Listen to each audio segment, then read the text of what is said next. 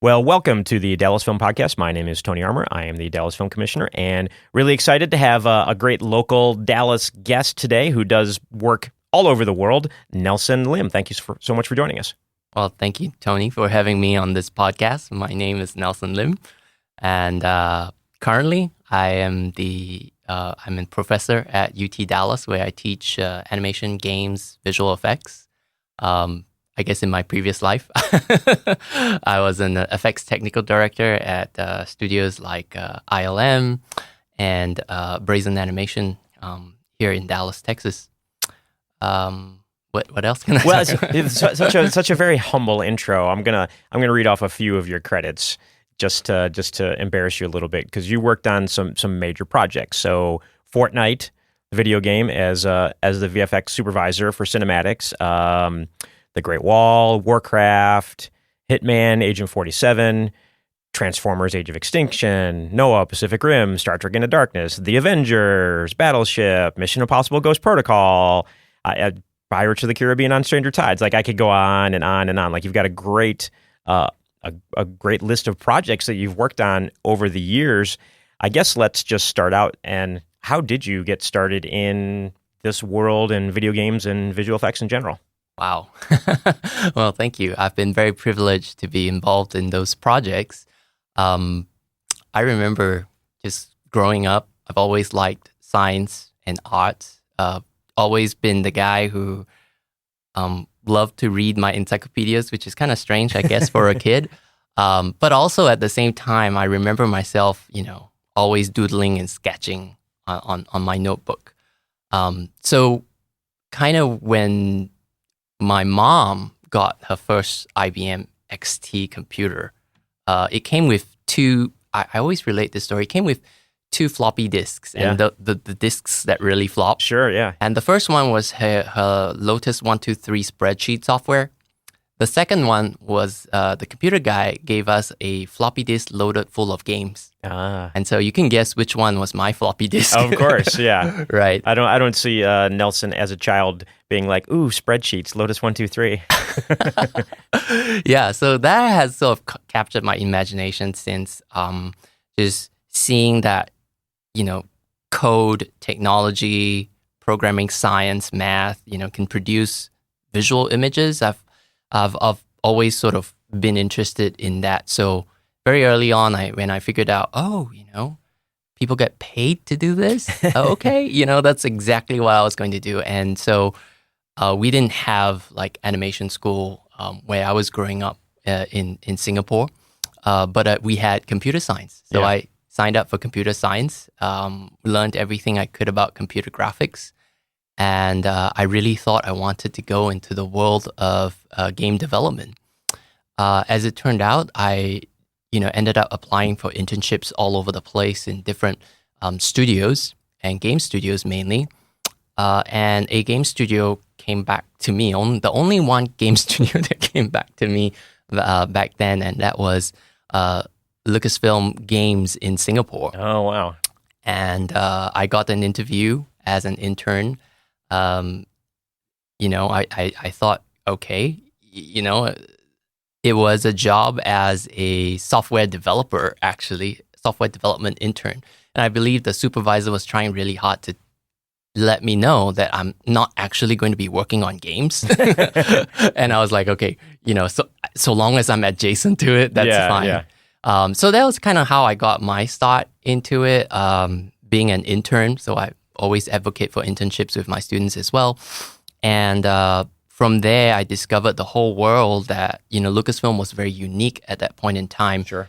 In that it was the only studio that was doing both games, animation, with the Clone Wars and all, as well as visual effects with ILM. Right. And so it was this very unique nexus of all these different disciplines coming together. And that exposed me to visual effects, which I found I really enjoyed it. It was, you could really see that the technical skills or the science involved in it could really come together very directly to a visual product. And so I kind of loved it and I jumped right into it. That's really cool. I actually have been to Singapore. It was a short trip. I had like a 20-hour two layovers in Singapore. One, I know we're sidetracking a little bit, but it's how I'm relating to you here that I've actually been to Singapore. I was shooting a documentary for Armed Forces Entertainment, and on the way to Diego Garcia Naval Base, which is in the middle of the Indian Ocean, you go through Singapore. And so we had like a 15-hour layover on the way there, and then 20 hours on the way back. And so just kind of wandered around Singapore and getting street food and going out and having a couple of beers and all that. And so it was a lot of fun. The limited time that I spent in Singapore. That was the best thing to do when you travel to Singapore. You got to try the food. Yeah. And I'm just gonna ask you back. What did you try? I don't know. It was meat on a stick. Oh, satay. It was whatever animal that was. Like a kebab. A kebab. It could have been a mouse. It could have been something else. Who knows? But it was on a stick and I ate it. Yeah, that's called satay, and they dip it in like a peanut sauce kind of thing. It's incredible. Yeah, it was very good. Yeah, I enjoyed it. It was good. I'd like to go back at some point in time, but we'll see what schedules allow. So I want to actually ask you. You're talking about your mom's IBM computer and the games. What games were on that original floppy disk? Is there something that you remember that stands out? You're like the game that you just loved on that original IBM back in the day. Oh, there's quite a lot of games. When I relate this to some of my students, I think it really dates me. One that I think is fairly famous is Alley Cat. Okay. So it's this game where you are a cat and you're just jumping up alleys and you get into rooms. And as you get into rooms, like there are different sort of mazes or adventures that you do in there. There's one where you jump into a fish bowl and you're trying to catch the fish in the fish bowl. So that one's great. But the one that I thought was really interesting and probably wouldn't pass today's standards is something called Bouncing Baby. Okay. And so to put it real quick and simply, on the left side of your screen is the hospital on fire. On the right side is an ambulance. And in the middle, you've got, people holding stretchers. And so right at the top of the hospital building, I see where this is going. Yeah, I love it. So you got to catch the babies and bounce them into the ambulance. They're literally throwing babies off the top of the burning building, and you're bouncing them into the ambulance. Yep. That is amazing. I love it. That sounds like a lot of fun. That's super cool. Yeah, because I have one of the little Nintendo things and love playing just the old 8-bit Nintendo games. To me, some of those are just as fun as any modern game. And so I'm dating myself now as well. So we have that in common. Well, talk a little bit about then what was that next step, that transition that took you from interning as software development for Lucasfilm Games to then actually working in the VFX world. You said, obviously there was that great nexus, and Lucasfilm at the time, of course, was not owned by Disney. And while it sounds like a massive, huge company, it really wasn't. It was actually very, just kind of a small group all working together across all those different departments within Lucasfilm. Yes. So, fun fact: Singapore is probably the first campus outside of San Francisco that Lucasfilm established. Another site, and so starting off as an intern.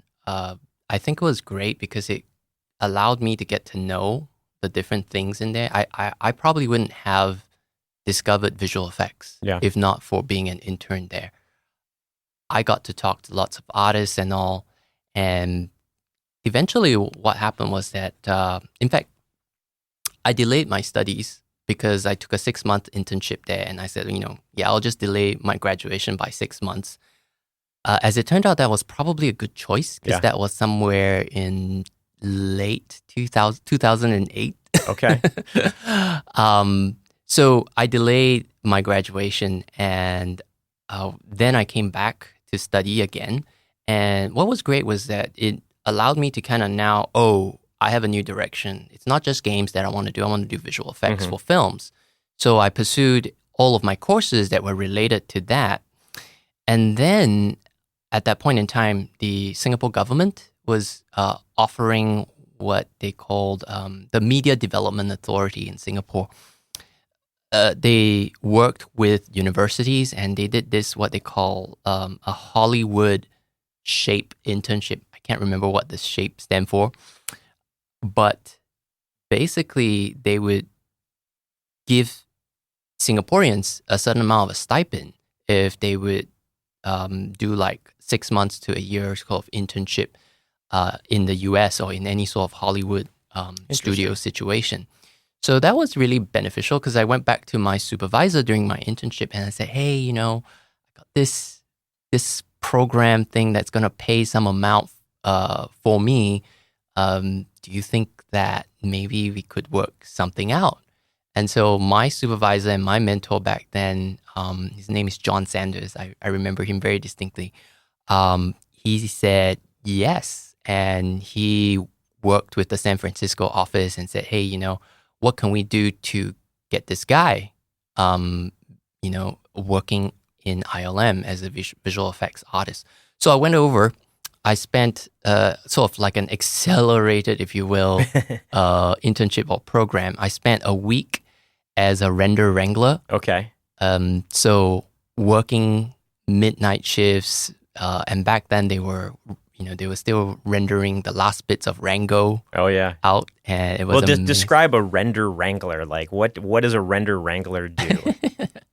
A render wrangler does exactly what the name sounds like. What we do is that artists will send renders, before the end of the day. Mm-hmm. And some of those renders might take 8 hours. They might take 16 hours. So they're rendering on the render farm, each frame of that.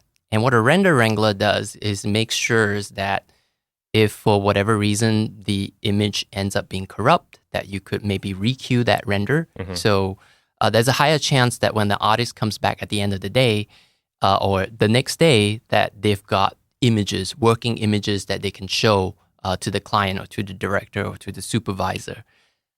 So that's what we do. We troubleshoot some of the simple issues that go on there. And we also it's basically a quality control job at that point. Quality control, and we also ensure that the render farm works at optimal capacity. Yeah. And we don't suddenly run out of storage. And if we do, we allocate more storage and all that.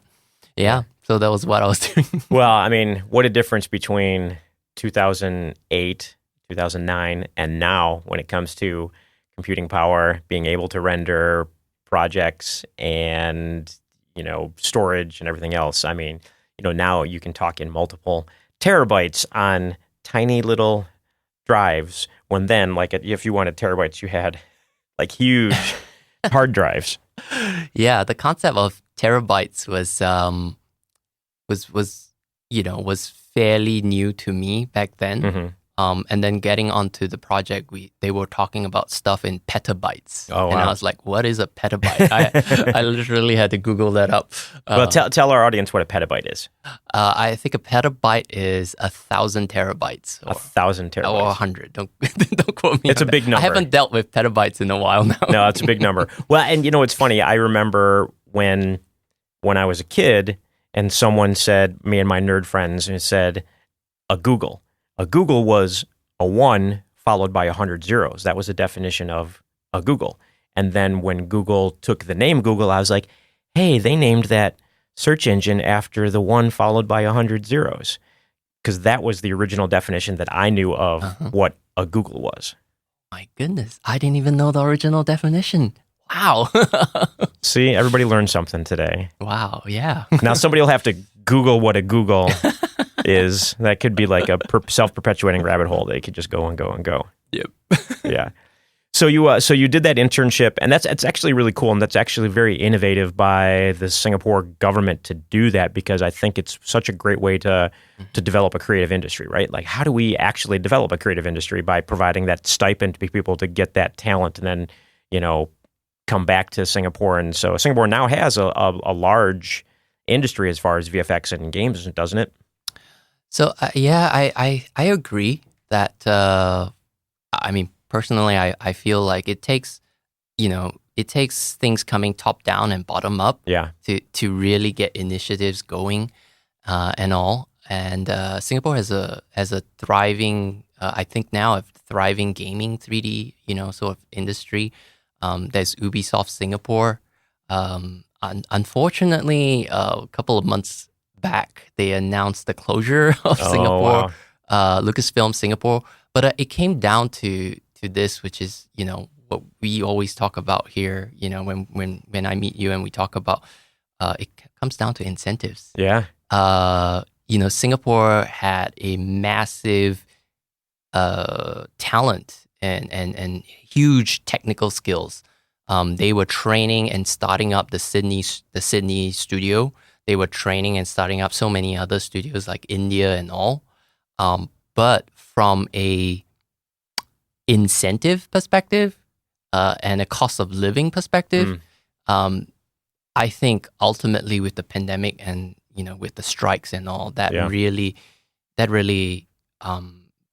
I don't know, close the chapter on the Singapore studio. Sure. There. Yeah. Well, and that's really interesting that you mentioned that. We were talking about the strikes a little bit earlier, and I've talked with a bunch of people lately about this. The strikes obviously had a major effect in that while they were going on, nothing was shooting. Yep. And also as a result of that, you have all of the large studios and the streamers deciding to cut budgets. And they're like, well, we can just start scaling back on our budgets. And they're realizing, oh, okay, we have all of this content on our streaming platforms, the majority of which nobody's watching.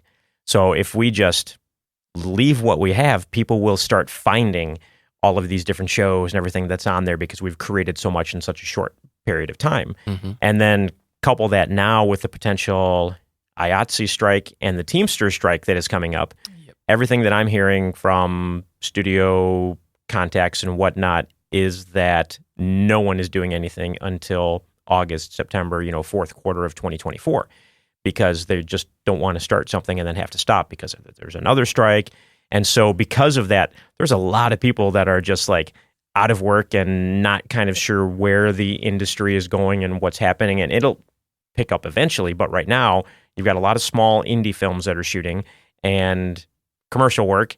And that's about it. Not a lot of larger projects. Can you talk a little bit about, have you seen that have an effect then on the VFX industry? Because obviously when you talk about larger projects, a lot of them are very visual effects heavy. And if nobody's shooting anything, then at some point there's not going to be any post-production pipeline as well. And if they're not going to shoot till 2024, that means mid to late 2024, or rather getting into 2025, mid 2025 and later might be even then when that starts to pick back up. Or just what are your thoughts on that? Oh, wow. I know I threw a lot at you there. Yeah. No, I mean, what we are seeing at this point in time, at least with regards to the VFX industry, is unprecedented. Yeah. I mentioned 2008. 2008, when I was at Lucasfilm, the world was coming crashing down. Right. With people without jobs, the whole economy was slowing down. But internally, internally we were talking about how the film industry doesn't just come down. In fact, when the going gets tough, people still need to be entertained. Yes. Right. So the games industry thrived, the film industry thrived. But this time around, it is different. It is really different. And it's not just those strikes last year, but then the anticipation of more strikes coming from IATSE and all. So everything is just paused. Now, what that has happened in terms of the visual effects industry is, I am seeing that talking to peers and all, I think a lot of people are kind of discouraged, just really discouraged. I hear people talking about, I don't know if anything will resume to like the 2019 golden days. And I'm like, is 2019 the golden days? It is now. And so, a lot of people are, either transitioning into other industries, because, with our skills in visual effects, they translate to other companies, whether it's AI driving companies. Lots of people have gone there. Other sort of tech companies, I've seen people move away from that. Even during like the last couple of years, I've also seen visual effects artists transition into games. Yeah. But again, we know that in the last year or so, games also has had this massive overhiring and then now sort of tempering down and laying off people. Yeah. So I think a lot of people are now just thinking, hey, like with my skill set, what can it apply to? And I like to tell folks and my students as well that if you learn visual effects, whether it's visual effects, animation, 3D, computer graphics, they're all kind of related in that bunch. It's like telling and you decide that the only thing I can apply my skill sets in is in entertainment, is in film and games. Then it's like telling a computer science student that the only thing you can do when you graduate is either work in games or in finance. Yeah. There's a lot more out there, sure. I mean, and that's one of those things that any sort of high-level computer skills that somebody has, like you said, whether it's computer science, VFX, animation, video games, or whatever, it's science, right? Like you're translating those ones and zeros, and you're translating that science across different platforms, and then that's multi-industry capable. No matter what your designation is, you have the ability to go and do other things. Yes, absolutely, and I think that's also true with traditional artists. Like we've always. And it's kind of weird considering myself an artist. I still have that imposter syndrome considering myself an artist. But I see that, the more I interact with other artists who don't come from sort of this visual effects kind of background, the more you can see that they diversify where they can apply their skills in, whether it's education, training, which is, I suppose, what I'm doing right now, or being able to do like exhibitions, crowdfunding, Patreons, grants, funds, applying their skills into other domain areas. Not specifically just not specifically a single W-2 job. Of course. Yeah.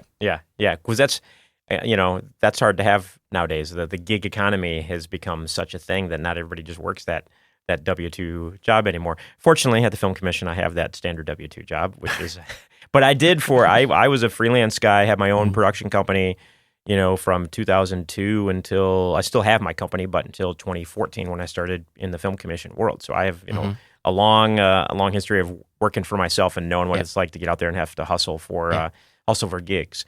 Well, I think, sorry. No, go ahead. Yeah, I think, putting things into perspective, like, remember in 2020 when COVID hit and the pandemic hit and productions just completely shut down, and VFX companies were downsizing and VFX artists were all panicky, and then 6 months, 9 months into the pandemic, people were figuring out, people are still watching stuff. And so suddenly there were so many projects that just wasn't enough artists to work on them. It was crazy, and I it's going to be the same thing in my opinion. I could be wrong, but in my opinion, it's going to be the same thing. There's always demand for entertainment. It's just that as a visual effects artist, or as anyone, I guess, in the film entertainment industry, that you've got to be able to. Unlike the past, where you think that you can keep this consistent income, I think you now have to think more of when it's good. Don't blow all your cash away. You better know how to save. You better know how to save. You know how to invest. You know how to, because you're going to need that. When times are bad. Sure. Yeah. I mean, and you can look at historically the Great Depression, which was the Great Depression is named that for a reason, but the film industry was very strong at that point in time because people would still go to the movies because it cost a nickel or a dime or whatever it was, to go to the theater, and they would run, you had a little short film and an animated film and then your feature film, and it's a double feature. So that's what people did. And I think that's why it's always been this sort of escape and entertainment, and the model has changed, obviously, with the way people watch things. And post-pandemic, there was a huge glut of production that took place. And I think everybody thought post-SAG and WGA strike, there would be another glut, but there hasn't been yet. Everyone is just waiting. Instead of a glut, everyone decided to cut budgets and wait. And it's because the strikes are not over yet. Because they're not over. Yeah, exactly. So no conversation about visual effects or animation would be able to be had nowadays if we couldn't talk about or didn't talk about the dreaded 2-letter phenomenon known as AI. Oh. The thing that has scared everyone across the planet, even though the AI has been around for a long time already, and has been in our daily lives. Siri is AI on your phone, and Alexa is AI, and all this other stuff that's been AI. But for some reason, just in the last year or so, like, it's been brought even more to the forefront as far as discussion goes. So let's talk about what are the effects on this industry, visual effects, animation, video games, of AI. How does it interrelate? You've already been using AI, right? And how is it growing? How is it making your lives easier? Is it going to cost people jobs? Those are the things people really kind of want to know. Mm-hmm. Yeah, I mean, the AI topic, I don't normally talk so much about AI because I think there's a lot of people talking about AI in that space. And honestly, there's a little bit of AI fatigue as well. I know, very much. And that's interesting. And I'm not someone who shies away from technology. Again, I consider myself a creative technologist. I love to combine art and technology. And so AI as a tech, as a tool is fascinating for me. And how it's impacting the industry and all, I think, first of all, a lot of artists naturally are fearful of AI. Yeah. And I think it's natural to be fearful of something that's moving at such a fast pace that is not necessarily easily understandable, or it's understandable. You just need to take the time to understand what's going on. But it is important to understand the technology in order to know its implications, what it can, what it can't do. And I think what's most scary about AI at this point in time is not so much the technology itself, but the way in which some of the AI tech companies are training these models. Yeah. The big one is, Midjourney, and I think DALL-E as well. Yeah, because DALL-E is part of the ChatGPT ecosystem. That's right. And they're training all of this data on, research data sets that include copyrighted imagery from artists. And people are quite literally generating images based on styles of famous artists. Yeah. And that to me is, technology itself can be, it's like a sword. It can be used for good or bad. Right. And as artists, being educated and knowing how to use the technology in the right way is really important. So if we use AI with the intention of simply, I just want to commoditize somebody's artwork and say, I want to generate, I can't afford this artist or I can't afford the 10,000, 100,000 hours, whatever it is that he put into getting that skill level. And I just want to use AI to generate something that's similar to his. I think that's where the sort of ethical use of AI becomes a problem. Right. A lot of people are doing that right now, but only because I feel like they don't fully understand the laws and legalities. And I'm sure, the laws are still a little bit trying to catch up there. But I was just watching a very interesting video just last night, actually. It's called AI versus Artists, the Greatest Art Heist. and it's actually incredible. I think it's 44 minutes long or something like that on YouTube. You should go catch it if you haven't seen it. Yeah. But they went through really deep discussion about AI and the implications of it. And one of it is, I think a lot of people don't realize, the same artists who are making use of AI are trying to use AI and then, generate a whole bunch of stuff and sell them on the marketplace or interesting. create an NFT out of AI generated art, when the definition of copyright is that the image needs to be authored by a human.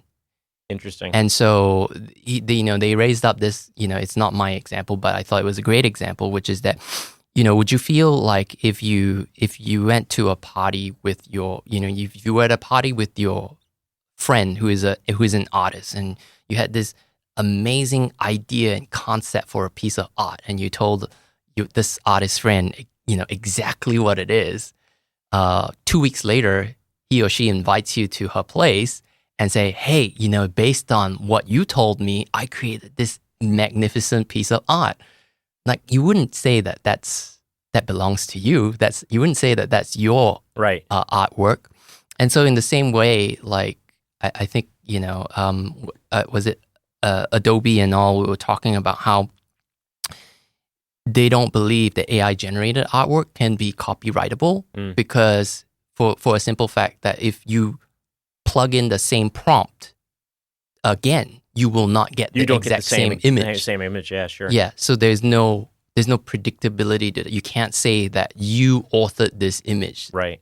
The technology authored this image based on some of your prompts. So I think there's that aspect of it, and I know we kind of gone down a little bit of a rabbit hole here, but I think this legality of can AI generated art be copyrightable is also one area, which is why I think studios, or at least I think the more discerning studios, are being more careful, of course, about just jumping into AI art, because you don't want to create a film and then suddenly go like, oh, parts of the film you don't have copyright. Yeah, yeah. Well, and it's interesting because in the entertainment world, I mean, forever have they been worried about technology. When TV came around, film was like, that's it, it's over, it's going to destroy us. Movies are going to go away because this small little box was invented called television. People can watch stuff at home.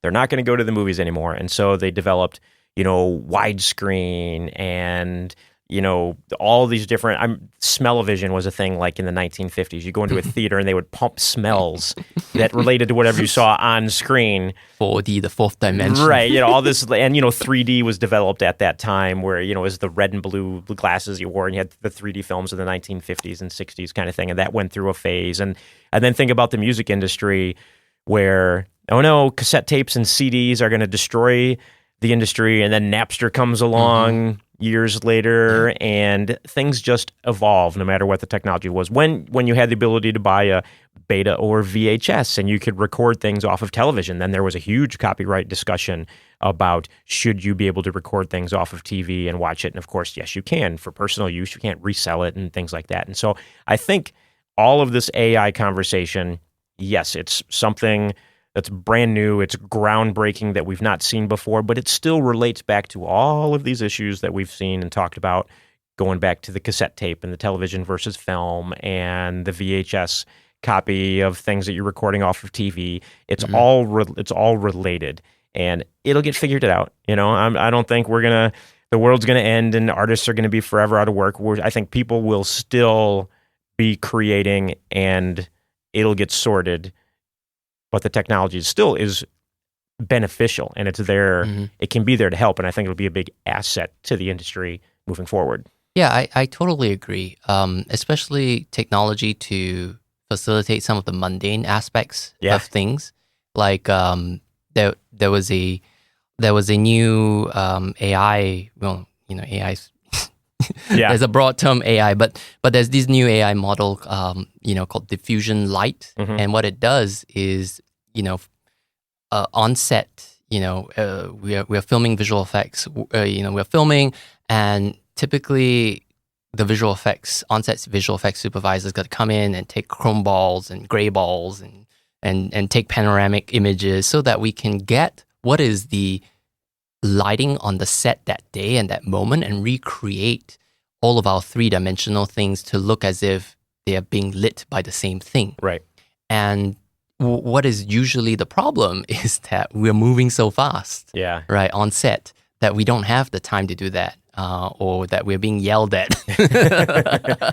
Don't do that. It's time to move on. And what diffusion light does is that it can take a single frame of an image Oh, wow. and generate that high dynamic range chrome ball. And so that has relieved a lot of stress for, on-set visual effects supervisors from having to, I need to take that chrome ball image, because we can now regenerate quite a lot of that with AI. So I think AI is going to be beneficial in those regards. However, I think that relying on AI to generate final pixels, final imagery, that is going to be questionable, and especially if it's final imagery that's trying to copy a style, a known style. I think that's going to be a problem. No, and I could see it. Like, I know even at its simplest form now, we'll talk about, Adobe Premiere video editing. When projects that I've worked on years ago, when you had to get everything transcribed, and we'd send off 3 hours of video to a company in India to transcribe the video. And now Adobe Premiere does it right in Premiere. It just transcribes your video and gives it to you, and you're like, oh my God, this was done in seconds instead of having to wait days to get my transcription back and then make sure it's correct. And it's like, it's right there, and you can create subtitles immediately. Like, that is amazing. What a time saver. And those are the tools like for AI that I think are going to be so beneficial and are beneficial to the industry moving forward. Like you said, creating an image based off other people's artwork, that's not going to fly.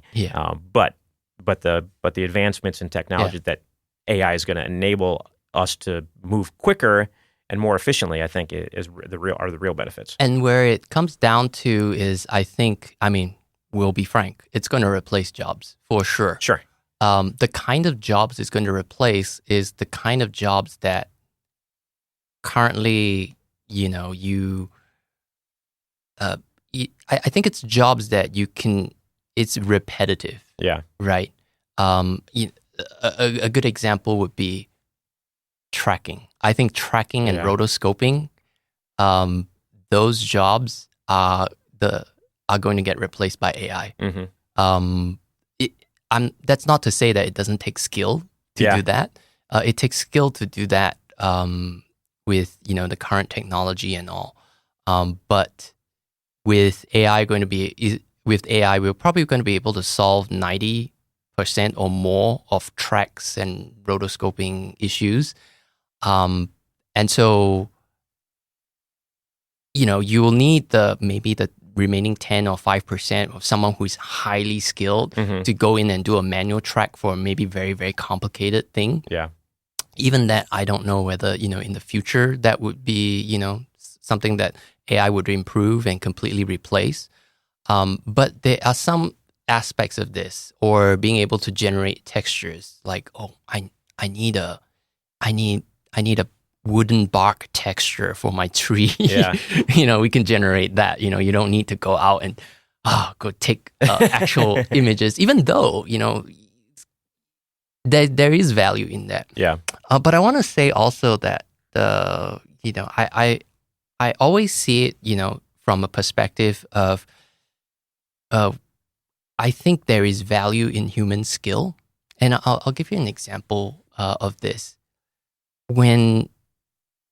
For example, when there was a period of time where, for example, semiconductors and chips manufacturing, there was so much value placed in the design of it and so little value placed in the manufacturing of it that we outsourced all of that. Right.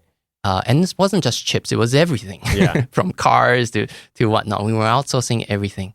But I think now we are realizing that the ability to think, to design, and to make, these are three pillars that are integral in anything. And to place a lesser value in one of them can ultimately come back and bite us, if you will. And, so that would be honestly really sad, if,